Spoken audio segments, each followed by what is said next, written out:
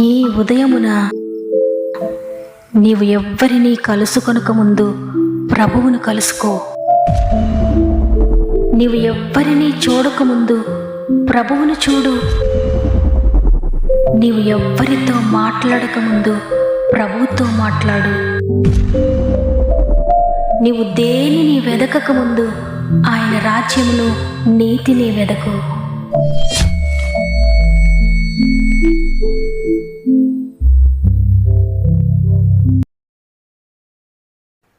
Praise the lord.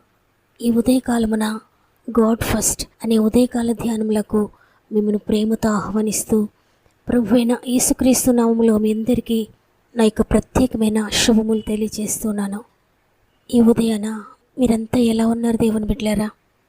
అనేక క్లిష్ట పరిస్థితుల్లో మనం ప్రయాణిస్తూ ఉన్నా కూడా రోజు రోజు మనల్ని నడిపిస్తూ మనపై తన కృపను చూపిస్తూ నూతన దినములోనికి ప్రవేశపెట్టినందుకు ప్రభువుకు కృతజ్ఞతలు చెల్లిస్తూ మన దినమును కృతజ్ఞతాపూర్వకంగా ప్రార్థనతో వాక్యముతో ప్రారంభిద్దాం. మీకు ఎలాంటి పరిస్థితులు ఎదురవుతున్నా భయపడకండి. మన దేవుడు సర్వశక్తి కలిగిన దేవుడు, శూన్యంలో సృష్టిని చేసే దేవుడు, అసాధ్యమనేది లేని దేవునిని మనం నమ్ముకున్నాం. కాబట్టి ప్రతి విషయాన్ని గురించి ఆయన యందు నమ్మిక ఉంచండి. మీరు నమ్మిన ప్రకారంగా మీ జీవితంలో అద్భుతాలు జరగబోతున్నాయి. మీ ప్రార్థన విన్నపములు ఏమైనా ఉంటే తప్పకుండా కామెంట్స్ ద్వారా నాకు తెలియచేయండి. మనందరం కూడా ప్రభు సన్నిధిలో గోజాడి ప్రభు సన్నిధిలో మొరపెట్టి ఆయన కార్యములు చూద్దాం. మీరు కూడా తప్పక నాతో చివరి ప్రార్థనలో ఏకీభవించండి. మీరు ఏ శోధనలో ఉన్నా, మీరు ఏ సమస్యలో ఉన్నా ఆయనే మిమ్మల్ని లేవనెత్తి నడిపించబోతున్నాడు. ఈరోజే ఆయన మీకు విడుదలనివ్వబోతున్నాడు. విశ్వసించి ప్రార్థించండి. మీకు అనుకూలమైతే మీ ఆత్మీయులందరికీ దేవుని వాక్యాన్ని షేర్ చేయండి. మిమ్మల్ని అందరినీ దేవుడు దీవించి ఆశీర్వదించునుగాక.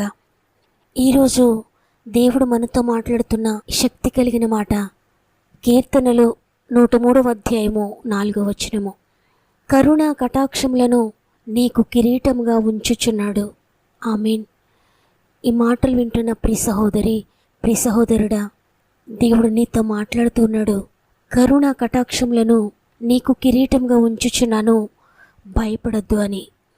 చూడండి, అతి సామాన్యులమైన మనలను దేవుడు దృష్టించడానికి మనము కలిగి ఉన్న అర్హతను గురించి ఈ వాగ్దానం మనకు తెలియజేస్తుంది. దేవుని దృష్టిలో మనము ఎంత అల్పమైన వారమో పరిశీలన చేస్తే భక్తుడు మాట్లాడుతున్నాడు. నీవు మనుషుని జ్ఞాపకం చేసుకున్నటకు వాడు ఎప్పటివాడు, నీవు నరపుత్రుని దర్శించుటకు వాడు ఎప్పటివాడు అని. ఆయన మహాకాశముల పట్టజాలని వాడు, ఆకాశమైన సింహాసనము, భూమి ఆయన పాదపీఠము. మానవ మాత్రుడు ఆయన దృష్టికి ధూళి కణము వలె ఉన్నాడు. సృష్టికర్త అయిన దేవుడు మనలను దృష్టించడానికి మనము ఏ మాత్రమును యోగ్యులము కాదు. నీతి పరిశుద్ధతలను బట్టి చూచిన మన నీతి ఆయన నీతికి, మన పరిశుద్ధత ఆయన పరిశుద్ధతకు ఏ మాత్రము సరిపోయినవి కావు. ఆయన మహాపరిశుద్ధుడు, మనము మహాపాపులము. అయితే ఆ గొప్ప దేవునితో మనలను కలుపుతూ ఉన్న ఒక విషయం ఉంది. ఆ పరిశుద్ధుడకు దేవాది దేవుడు మనల్ని దృష్టించడానికి ఉన్న ఏకైక అర్హత ఒకటి ఉంది. అదే కరుణ కటాక్షము.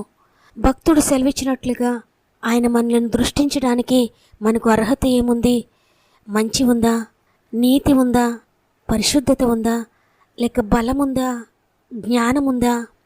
దేవుడు మనల్ని చూచుటకు ఆయన యొక్క ఏ లక్షణము మనం కలిగి ఉన్నందుకు ఆయన మనల్ని చూడాలి, మనల్ని గుర్తించాలి, మన ప్రార్థన అంగీకరించాలి.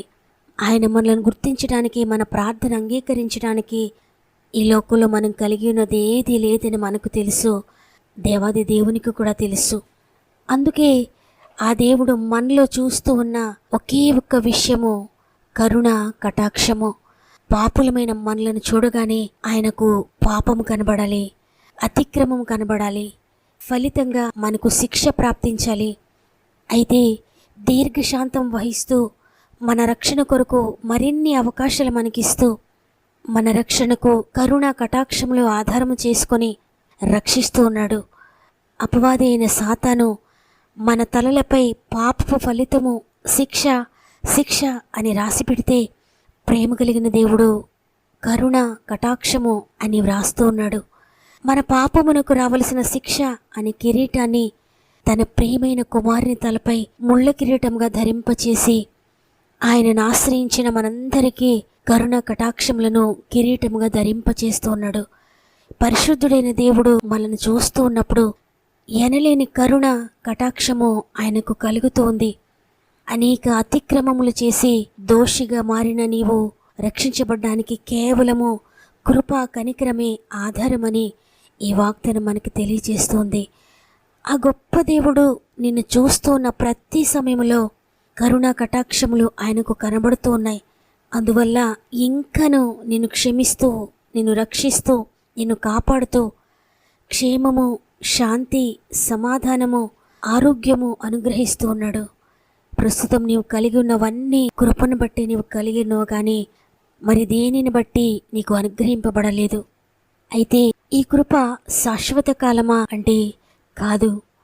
కృపా కనికరములు ముగిసే ఒక రోజుంది. దీర్ఘకాలము దేవుడు నీపై చూపిస్తున్న కృపను నిర్లక్ష్యపెట్టి మార్పు కొరకు నీవు వేడుకొనకపోతే ఏదో ఒక రోజున కృప ముగుస్తుంది. ఆ రోజున నీ క్రియలకు ఫలం పొందుకుంటావు. గనుక కరుణ కటాక్షములు దయతో నీకు కిరీటంగా ధరింపచేసి నిన్ను గుర్తిస్తూ, నిన్ను క్షమిస్తూ, నిన్ను కాపాడుతూ ఉన్న దినాలలోనే రక్షకుని చేరుకొని రక్షణ అందుకోవాలి.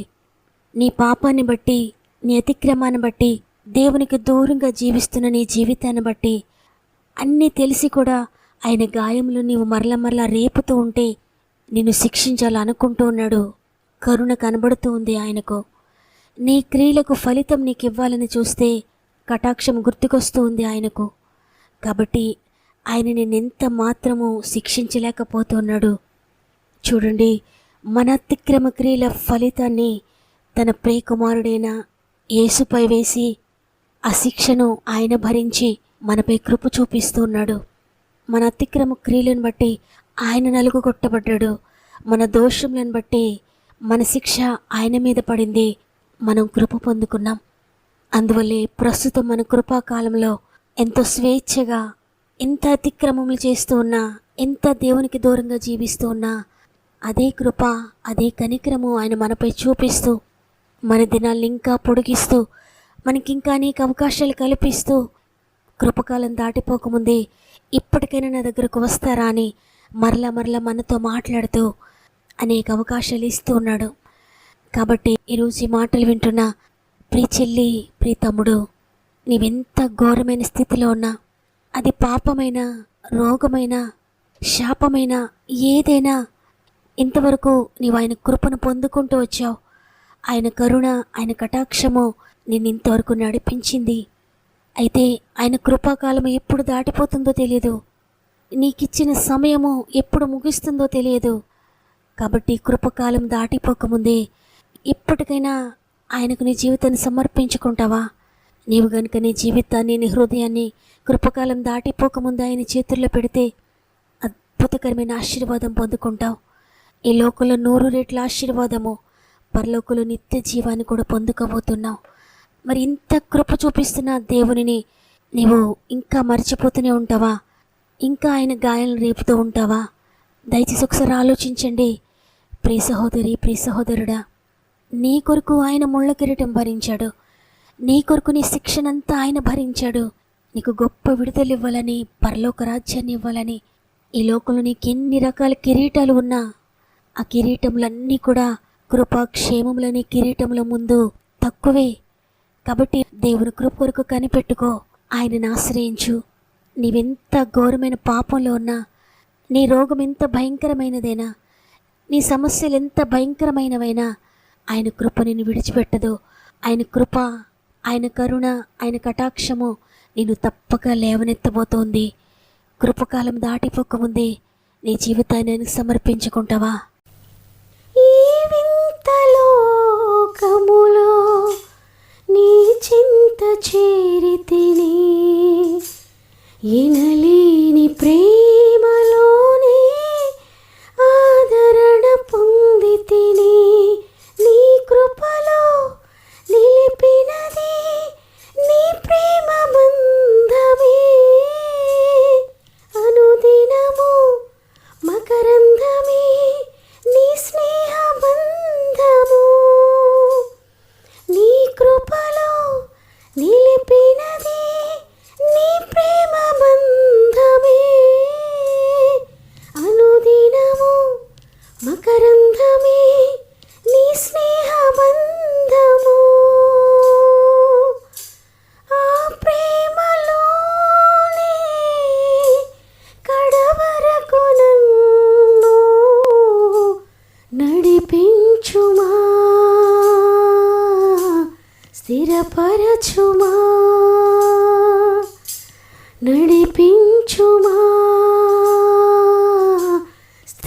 బలపరచుమా కరుణా సంపన్నుడా, ధీరుడా, సుకుమారుడా, కరుణా సంపన్నుడా, ధీరుడా, సుకుమారుడా, నీ ప్రభావ మహిమలనే నిరంతరం నేను ప్రకటించెదా, నిరంతరం నేను ప్రకటించెదా.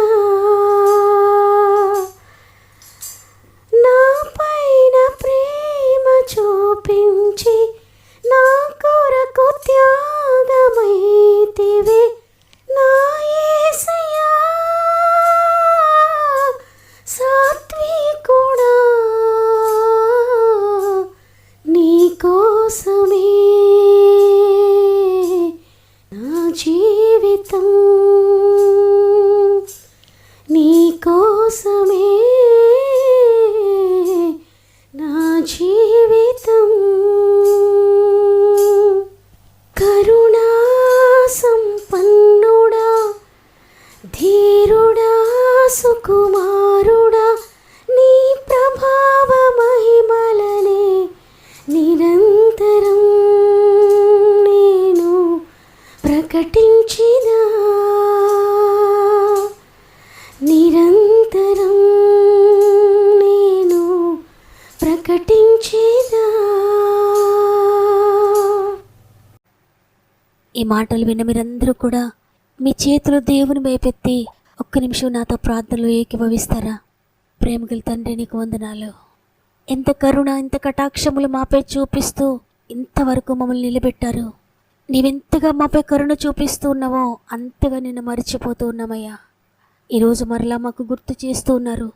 కరుణ కటాక్షములు మీ కిరీటంగా ఉంచాను, భయపడకండి, నా దగ్గరకు రండి అని మరలా మమ్మల్ని పిలుస్తూ ఉన్న తండ్రి, నీకు వందనాలు.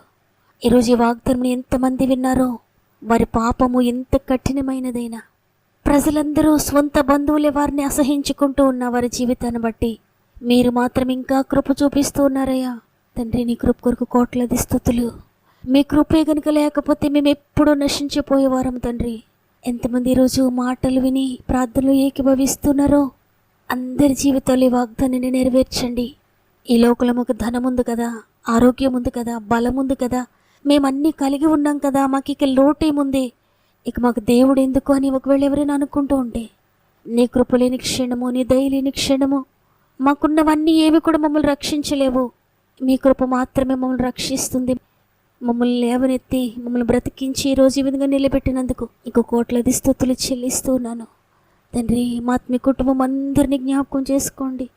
వారు ఏ బాధలో, ఏ శోధనలో, ఏ వేదనలో ఉన్నారో ప్రతి వేదన నుండి విడిపించి నీ కరుణతో, నీ కటాక్షముతో నింపి వారు ఎదుర్కొంటున్న ప్రతి శోధన నుండి అద్భుతకరమైన విడుదలనిచ్చి, ఆరోగ్యం ఇచ్చి, శాంతి ఇచ్చి, సమాధానం ఇచ్చి, నెమ్మదినిచ్చి, జయమునిచ్చి నడిపిస్తారని యేసయ్య పరిశుద్ధమైన నామములో అడిగి వేడుకొంచున్నాను తండ్రి. ఆమేన్. దేవుడు మిమ్ములను, మీ కుటుంబాలను అత్యధికంగా ఆశీర్వదించి దీవించునుగాక. మళ్ళీ రేపందరం కలిసి ఆయనను స్తుతిందాం.